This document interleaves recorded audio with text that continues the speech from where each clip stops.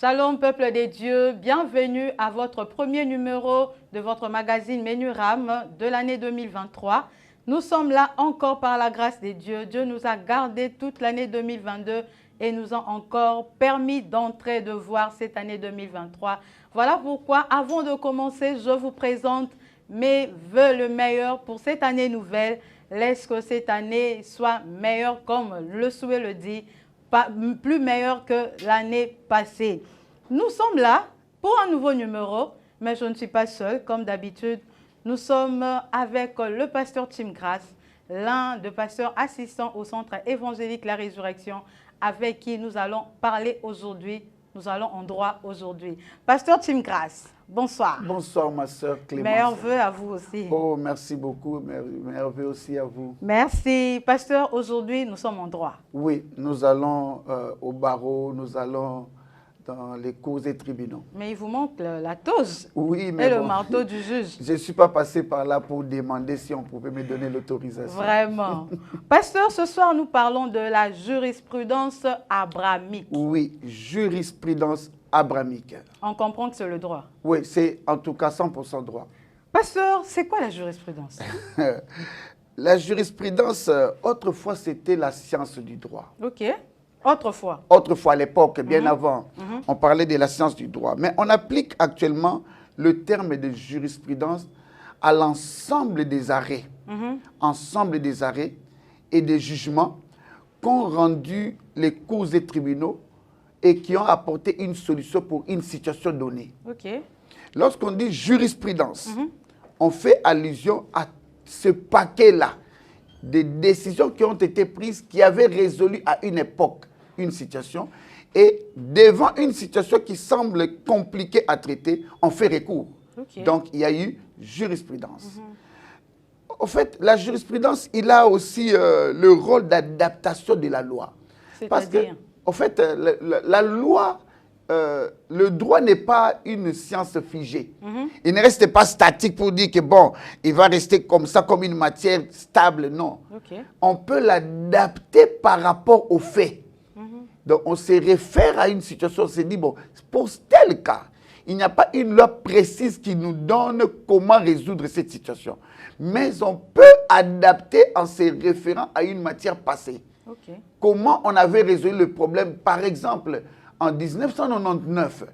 Alors on s'est dit, à cause de cette situation-là qui avait réussi, on fait référence et on applique cela. C'est-à-dire on a adapté la loi par rapport à ce qui est actuel. C'est ça, en fait, la jurisprudence. Pasteur, en parlant de la jurisprudence, en nous expliquant la jurisprudence, vous avez évoqué la loi. Oui. Peut-on connaître la différence qui existe entre la jurisprudence et la loi la loi plutôt. Ok. La jurisprudence et la loi. La loi, c'est une norme. Okay. Donc, lorsque nous allons logiquement par la loi, c'est une norme, c'est une règle figée.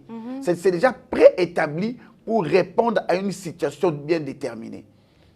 Mais la jurisprudence n'est pas une loi.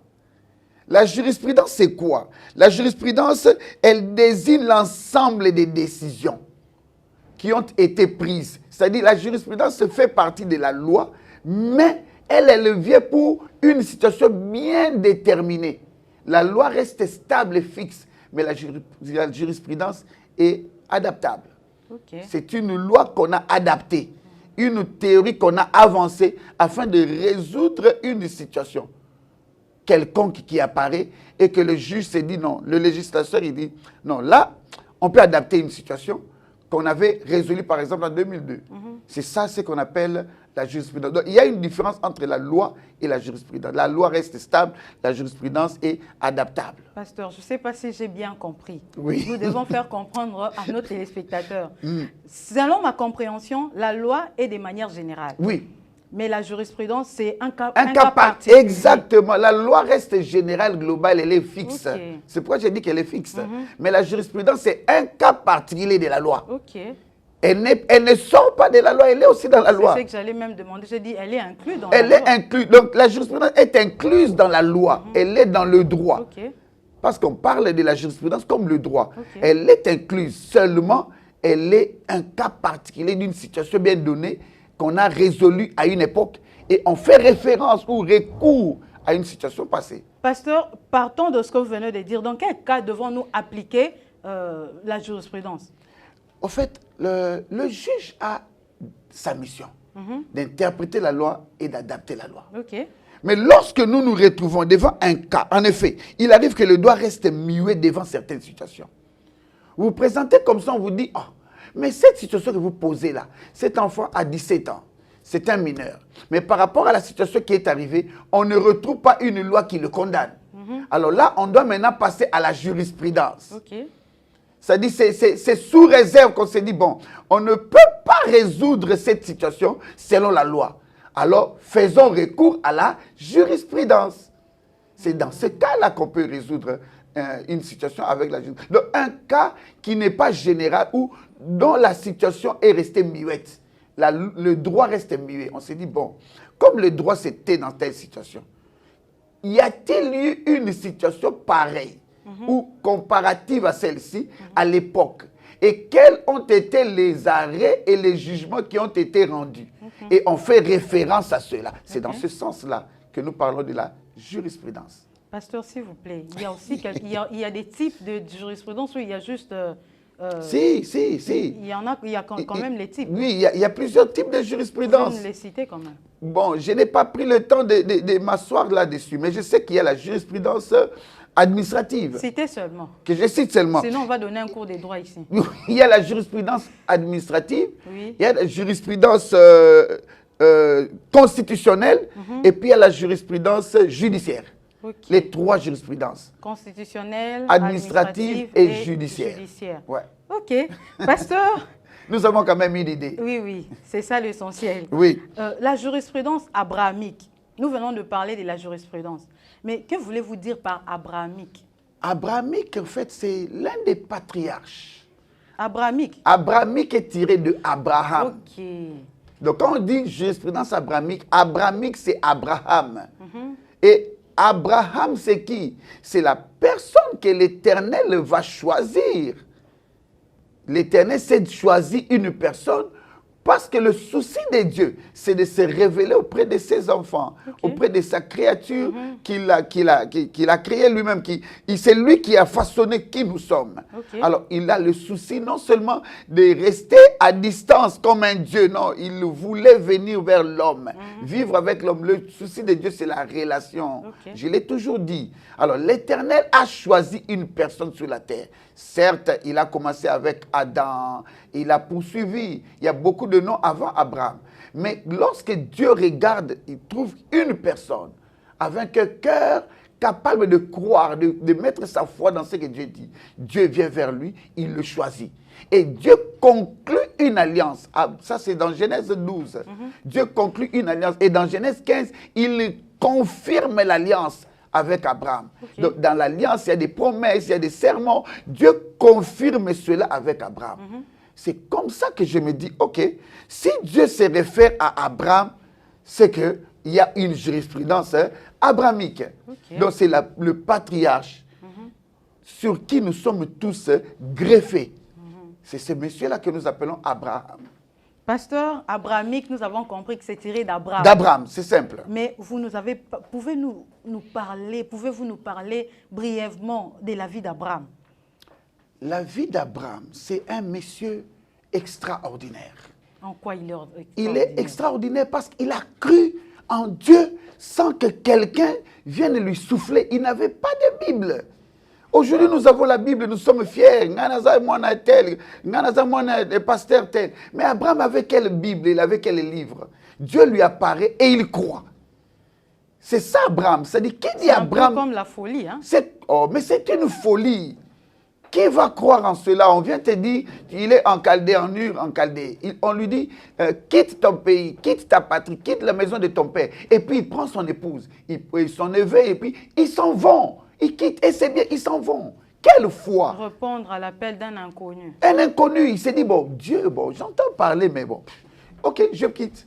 C'est-à-dire, lorsque je parle d'Abraham, je parle de la foi. Tu ne peux pas parler de la foi sans parler d'Abraham. C'est une utopie. C'est-à-dire, me demander de parler d'Abraham, c'est me dire, pasteur, parle de la foi. Okay. C'est la personne qui nous montre qu'il faut croire sans attendre quelque chose. C'est le modèle, l'exemple de la foi. De la foi. Donc, il espère, même la Bible dit, il a accepté même de sacrifier son fils avec foi que la résurrection viendra. Dieu peut les ressusciter. Imagine à quel niveau. Et pourtant, Jésus n'était pas venu parler de la résurrection. Paul n'avait pas encore expliqué ce que c'est la résurrection. Mais Abraham, à son époque, il croit déjà que même si j'offre cet enfant, Dieu va les ressusciter. Il a vécu avant Jésus. Bien avant des millénaires. Imaginez-vous que Abraham, c'est non seulement la personne de la foi, c'est la personne qui nous sort de sa bouche que nous allons adorer. Où est-ce qu'il est écrit que aller faire une offrande, c'est adorer? C'est Abraham qui nous sort ça. Quelle dimension de la foi à tous égards. C'est cette personne-là que nous voulons exploiter ce soir. Je comprends que parler d'Abraham, ce n'est pas en 5 secondes, en 10 minutes. Non, mais parler d'Abraham, c'est parler de Jésus, en fait. Okay. Parler d'Abraham, c'est toute une bibliothèque que nous ne puiserons jamais. Okay. C'est ça, Abraham. Merci, pasteur. Par jurisprudence abrahamique, que voulez-vous nous apporter ce soir, pasteur? Vous savez, lorsque l'Éternel a rencontré Abraham, ils ont conclu une alliance. Et cette alliance-là est restée comme une référence d'un élément très important que peu importe les situations, Dieu commence à se référer seulement à ce qu'il a conclu avec Abraham. Okay. Donc, peu importe les situations, quand je parle de la jurisprudence abrahamique, je suis simplement en train de dire qu'il y a la possibilité pour Dieu de se référer à un arrêt, à un jugement qu'il a donné, c'est-à-dire à cette alliance qu'il a conclue avec Abraham. Et il le prend, il l'applique à nous aujourd'hui. Et il a appliqué déjà à l'époque de Jésus. Et cela continue jusqu'à nos jours. Et ça ira jusqu'à la fin. Okay. Je peux donner un exemple. Vous Allez-y, savez, pasteur. lorsque nous lisons, je vais lire un élément très important. Lorsque nous lisons dans Luc 19, verset 9, la Bible dit, Jésus lui dit, le salut est entré aujourd'hui dans cette maison parce que Zachée est aussi un fils d'Abraham. Oh, Jésus, tu es maître. Tu es Dieu, tu es Seigneur. Abraham, c'était lui le père des Zachée. Non, mais comment Jésus fait référence à Abraham? Vraiment. C'est-à-dire, Jésus, il sait que Zachée, en temps normal, il ne peut pas bénéficier d'une pitié. Parce que c'est un péager, c'est quelqu'un qui a escroqué les gens, qui a pris l'argent d'autrui, qui a fait des histoires compliquées. Mais imaginez-vous, sachez parce qu'il a fourni l'effort de rencontrer Jésus. Il a cherché Jésus. La Bible dit, venez à moi. Vous tous qui êtes chargés, fatigués, je vous donnerai du repos. Il est allé vers Christ. Il a dit, comme je ne sais pas le voir à cause de la foule, je monte et je veux le voir même à distance. Et Jésus lui dit, oh, c'est toi qui me cherches. Aujourd'hui, je vais venir chez toi. Je mange chez toi. Il va avec Christ chez lui. Et automatiquement, pour tout le monde, Zachée, c'est un païen.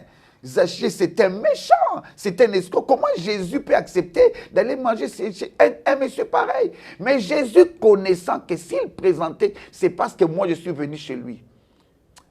Personne n'allait comprendre. Jésus use de la jurisprudence abrahamique.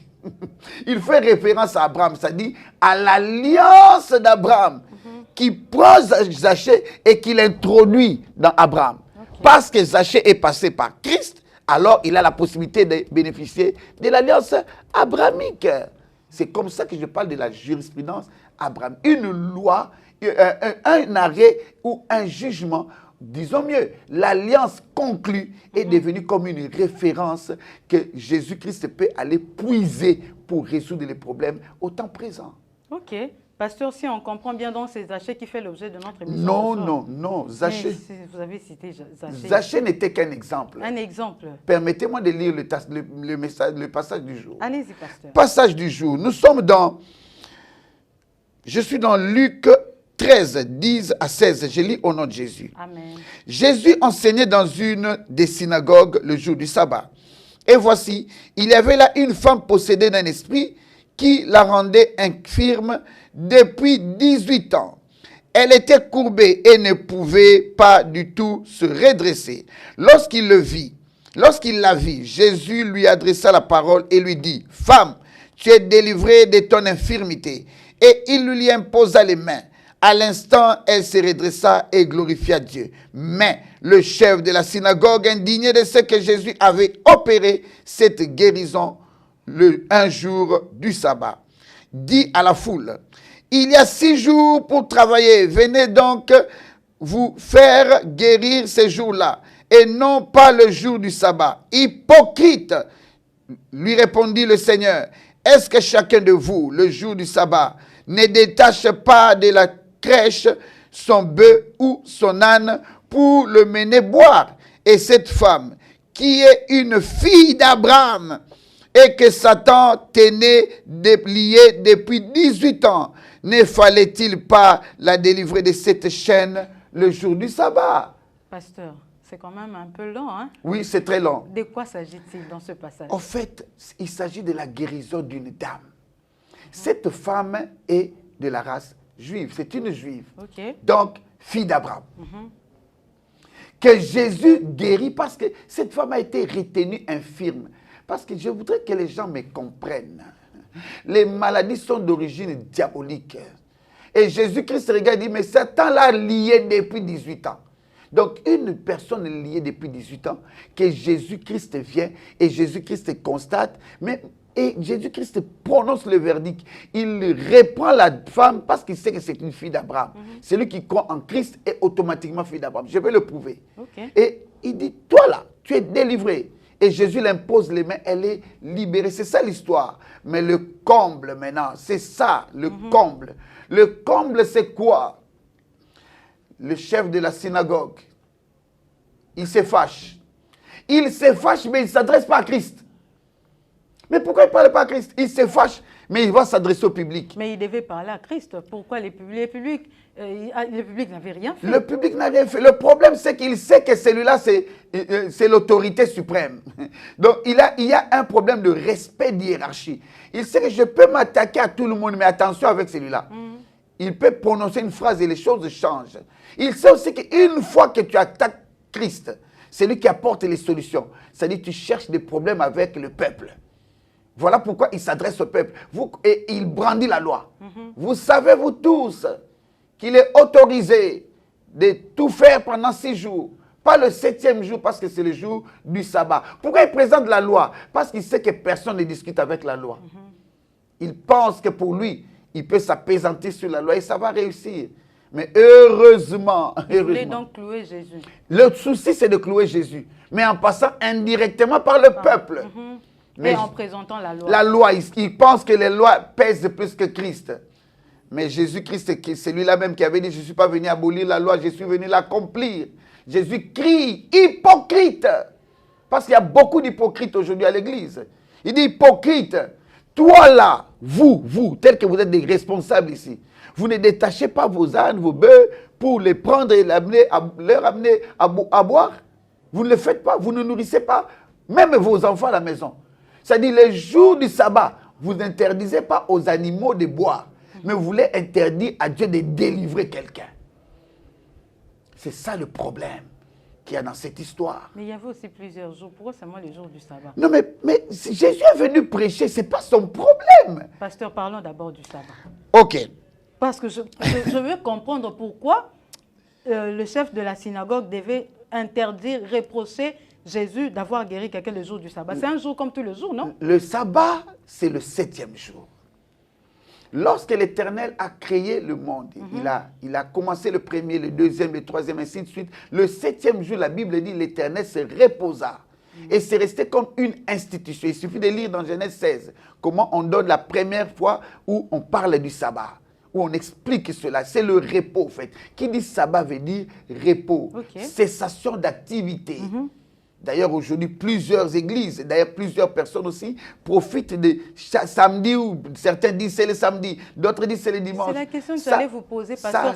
De nos jours, le sabbat, c'est le samedi ou c'est le dimanche? Ça complique à cause des doctrines. Les difficultés doctrinales nous posent problème. Certaines églises vous disent c'est le dimanche, vous vous êtes trompé. D'autres vous disent non, non, nous sommes d'Israël, c'est le samedi. Ok, nous acceptons c'est le samedi. Pourquoi nous prions le dimanche? Il faut se référer à Christ.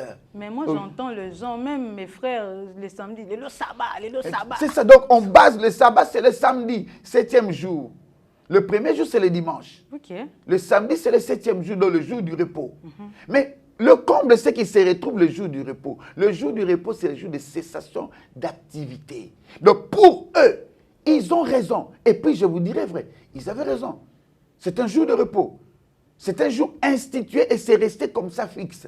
Mais le comble aussi, est-ce que le monsieur, le chef de synagogue, pouvait comprendre que celui qui était en face de lui, c'était le chef du repos? C'était le chef du sabbat?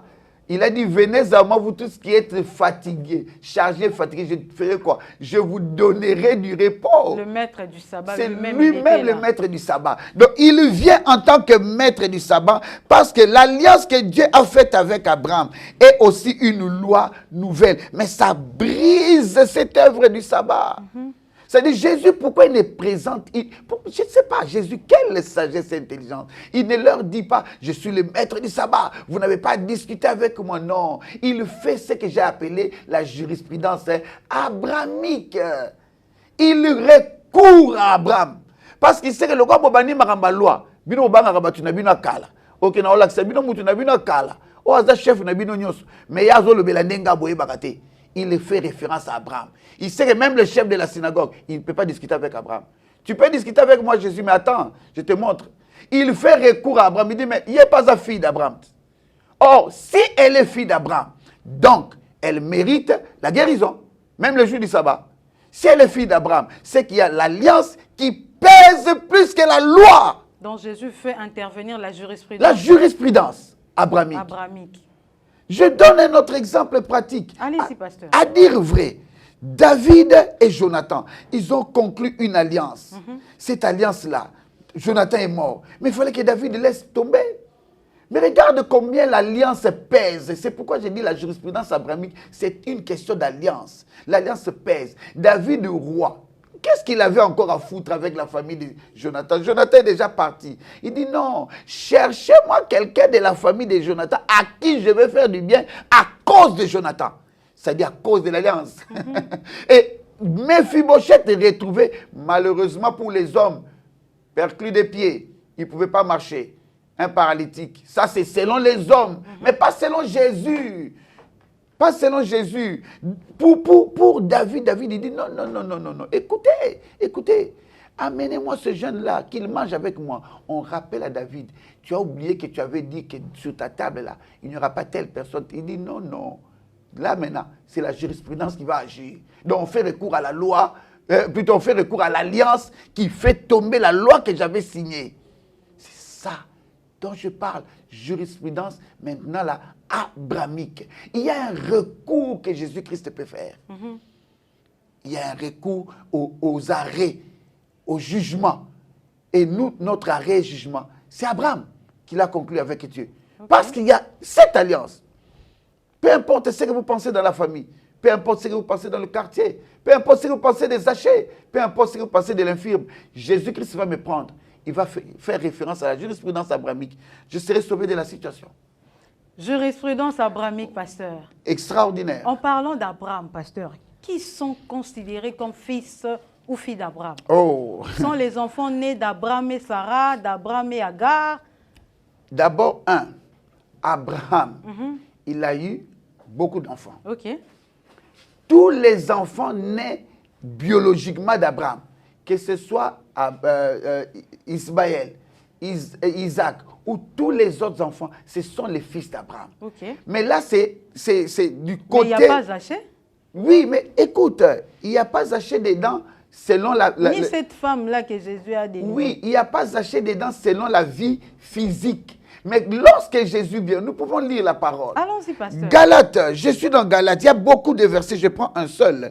Galates chapitre 3, verset 16. Or, les promesses ont été faites à Abraham et à sa postérité. Il n'est pas dit aux postérités, comme s'il s'agissait de plusieurs, mais en tant qu'il s'agit d'une seule, et à ta postérité, c'est-à-dire à Christ. Paul explique clairement les promesses que Dieu avait faites à Abraham. Ça s'attache à Christ. Donc, tout celui qui croit en Jésus-Christ comme Seigneur et Sauveur est automatiquement fils ou fille d'Abraham. Tout celui qui croit en Jésus. Comme Seigneur et Sauveur. Et automatiquement. Donc, Jésus-Christ vient, il nous prend. Nous sommes des dehors. Mais il nous prend, il nous greffe sur Abraham.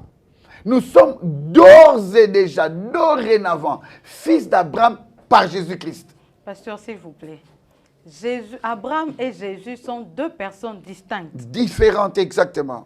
Pourquoi tous ceux qui ont reçu Jésus comme Seigneur et Sauveur doivent être appelés ou considérés comme fils ou filles d'Abraham, mais pas fils ou filles de Jésus? Non, non. Parce que Jésus n'avait pas de femmes? Non, non. Parce que l'alliance n'est pas faite avec Jésus. Comment ça, pasteur? Dieu a fait la... C'est Jésus qui est mort à la croix. À la croix, là, quand son sang a coulé, ce n'était pas une alliance. Il est mort pour nous. Mais l'alliance, Dieu ne l'a pas fait avec Jésus pour nous. Il l'a fait avec Abraham. Pasteur, moi, je ne comprends pas. Non, le problème, c'est lequel? Le problème, c'est lequel? Dieu a conclu une alliance. Il a fait des promesses. Dans les promesses de Dieu avec Abraham, il lui a dit que ta postérité sera bénie. Il lui a montré le ciel. Il dit, si tu peux compter les étoiles, c'est que tu sauras compter le nombre d'enfants que tu auras. Si tu peux compter le sable, c'est que tu sauras compter le nombre d'enfants. C'est du spirituel, le physique et le spirituel. Il dit, parce que tu ne sais pas les compter, le nombre d'enfants que tu auras, ce seraient les enfants tant physiques et biologiques que les enfants spirituels que je vais t'accorder. Et il dit, tous ceux qui sont de ta postérité seront bénis en toi. Donc les nations tout entières sont bénies, sont la postérité d'Abraham, à une seule condition, passer par Jésus-Christ pour pénétrer dans Abraham. C'est-à-dire nous autres là, pour devenir fils d'Abraham, nous acceptons Jésus d'office. Parce que la Bible dit, comme on venait de le dire, que nous sommes fils par la postérité, pas aux postérités, à la postérité d'Abraham. La postérité d'Abraham, c'est Jésus. Pasteur, donc vous, là, vous êtes fils d'Abraham. Automatiquement, pas moi. Nous tous qui avons reçu Christ comme Seigneur et Sauveur. Moi aussi, je fais partie. Nous sommes tous fils d'Abraham. Okay. Et je dis même à ceux qui nous suivent, reçois Jésus-Christ comme Seigneur et Sauveur. Parce qu'il y a une bénédiction attachée à Abraham. Si tu recevais Jésus-Christ comme Seigneur et Sauveur dans ta vie, laisse-moi t'informer, sûr et certain, tu deviens fils d'Abraham et tu bénéficies de la bénédiction qui pèse sur la tête d'Abraham. Tout ce qui a été dit pour Abraham, que celui qui te bénira sera béni, celui qui te maudira sera maudit. Tout cela, toi, tu adhères, tu entres et tu en bénéficies. La seule condition, recevoir Jésus comme Seigneur et Sauveur. Pasteur, tout celui qui reçoit Jésus comme Seigneur et Sauveur est fils d'Abraham. De nos jours, à qui pouvons-nous comparer le chef de la synagogue? Partons de son attitude. Il était mécontent, il a reproché Jésus d'avoir guéri une fille d'Abraham le jour de sabbat. Dans nos églises, même en famille, à qui pouvons-nous comparer cette attitude? Comparer plutôt le chef de synagogue. Le chef de la synagogue, ce sont les dirigeants. Les dirigeants. Quand je dis dirigeants, c'est-à-dire tous les responsables, que ce soit dans nos églises, dans nos familles, dans nos entreprises, dans nos quartiers, dans la communauté, même dans le foyer. Toute personne qui se croit être trop chef, trop responsable, détenteur, garant de nos vies, qui pense que lui seul peut donner l'orientation de la vie. Ce sont ces personnes-là que moi j'appelle les chefs de synagogue. Je peux donner même quelques orientations. Oui, allez-y. Vous savez quoi? Il y a un jeune qui est guéri, je crois bien, Jean 9, il est guéri. Jésus-Christ le guérit, il était aveugle. Mais ils ne sont pas contents. Ils ne sont pas contents. Ils viennent. Pourquoi toi tu es guéri? Qui t'a guéri en fait? Oh. Comment tu es guéri? Comment tu es guéri? Mais qu'est-ce que tu as fait pour être... Oh, mais écoutez, moi, est-ce que j'aime la réponse de ce jeune. Moi, là, ça ne me concerne pas, tout ce que je sais. Il y a quelqu'un qui est venu et puis il m'a guéri. C'est-à-dire, pourquoi ça te dérange qu'une tierce personne soit guérie? Tu voulais le garder à l'état de la maladie? Tu voulais que chaque fois, à dépendre de yo. Maintenant, comme Dieu l'a guéri, ça te dérange? Tu es perturbé? Ça, ce sont les chefs des synagogues. Toutes les personnes qui souffrent de savoir que Mouni a eu promotion. Eh, papa, n'a eu promotion, pas aux Okawapi. Toutes les personnes qui souffrent de voir que, eh, tu n'as pas eu visa. Ah, mais yo pas eu visa. Yo, on ke wapi. Yo, ah, mais vraiment, laisse l'autre aussi progresser, chef de synagogue. Pourquoi tu as mal lorsque tu sens ou tu constates que l'autre aussi commence à progresser, chef de synagogue? Pasteur, pas comme, mais ceux qu'on trouve dans nos familles qu'on appelle les condia familles. Exact. Chef d'entreprise, exact. DG, ce sont ces personnes-là. PDG, mais ils n'engagent pas, ils ne donnent pas du travail aux membres de sa famille. Non, il veut que vous restiez pauvres. Même ceux qui sont compétents. Il veut que vous dépendiez de lui. Oui. Je connais toi, papa. Viens demain, toi le soir. Madame. Je connais un papa qui a fait ça à un pasteur. Qui dit, pasteur, je t'avais invité. Oh, sorry, je n'ai plus le temps. Reste à la véranda. Hein. Quand madame va se réveiller, elle s'occupera de toi. Oh là là. Tu appelles un pasteur chez toi, chef de synagogue. Tu lui demandes de venir, tu veux lui faire du bien. Il vient, tu entres dans ta jeep parce que toi, tu as une jeep, chef de synagogue. Lui aussi, l'Éternel interviendra à sa faveur. Pourquoi tu vas agir de la sorte? Il y a beaucoup de personnes pareilles qui souffrent de voir qu'il y a quelqu'un qui veut aussi émerger autour de lui. Qui souffre de la réussite des autres. Il souffre de la réussite. Et maintenant, parce qu'il sait qu'il ne peut pas blâmer Christ, tu vas blâmer Christ comment il est le chef. C'est comme ça qu'il se tourne vers nous. Oh non, désormais, oh, chef de synagogue, s'il te plaît, accepte. J'aimais un pasteur qui disait en Swahili, hein? Oh mon Dieu, mon roi, quand ma paralytique en a tombé, c'est là.